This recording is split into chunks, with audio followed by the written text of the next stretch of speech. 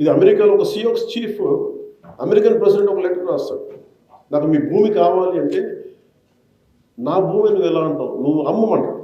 American president 18th century 1812 so around that అడిగితే ఆ Sioux chief అంటాడు, రెడ్ ఇండియన్ చీఫ్, ఇది నాది కాని భూమి నేను ఎలా అమ్మను అన్నాడు.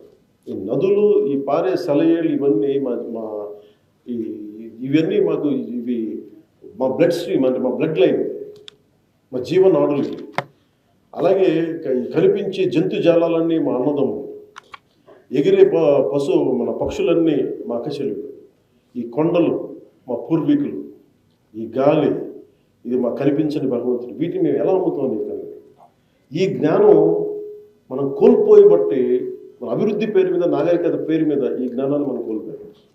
తిరిగి మనం కొత్తగా ఏం చేయట్లేదు. We're going back to our own roots, going back to our own old values. అందుకని ఇవన్నీ కూడా ప్రమాదకరమైనది ఏంటంటే ఏదో ఒక ప్రభుత్వాలు వస్తాయి, ఒక ముఖ్యమంత్రి చేస్తారు, ఒక డిప్యూటీ